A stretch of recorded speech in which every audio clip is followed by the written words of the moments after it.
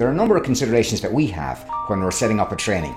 And that is, first of all, the obvious thing is we need to teach you what you need to know. The next level up then is we need to teach you how to do what you've already learned. And then the final thing that we like to do is to put you in a context where you'll see how you'll actually operate. There's a big difference between knowing what to do, how to do it, and what you'll do when you're actually in the context as well.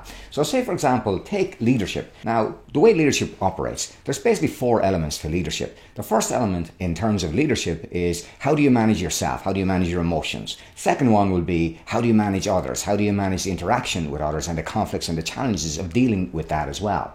Then the third one is going to be is what's the quality of your own thinking in a context? And then the fourth thing will be how do you actually handle challenges or goals in the environment? So how do you tap into resources to get and move towards your goals? But really, for you to get an experience of how you lead in a context, we like to give you a scenario.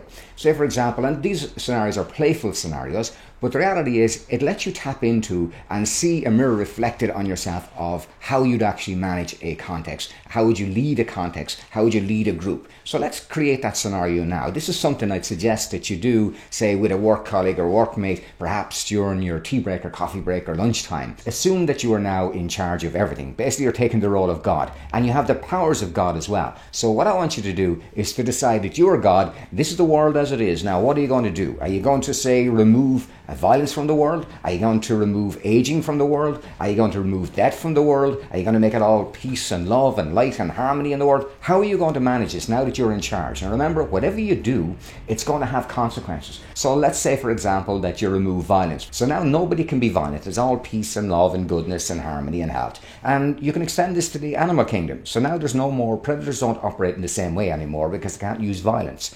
So now you know what's going to happen there is population is going to explode. So how are you going to deal with that population explosion? No violence in the animal kingdom, no violence in the human kingdom.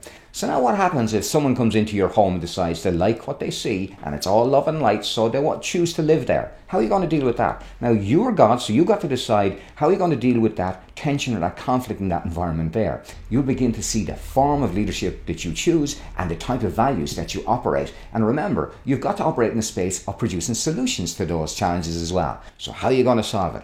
Have a bit of fun and find out how you get on. These are the types of things that we do to explore the deeper dimensions to leadership, or the deeper dimensions to being able to manage a context of conflict or a situation like that. Now, if you like this, go have some fun, find a colleague and enjoy it. And in the meantime, if you like this idea and this type and this formative training, we'd love you to come join us and to begin to explore and see into your own world a lot more, to learn about yourself, to learn how to manage, how to lead, and how to enjoy your life a lot more. We'd love to see you.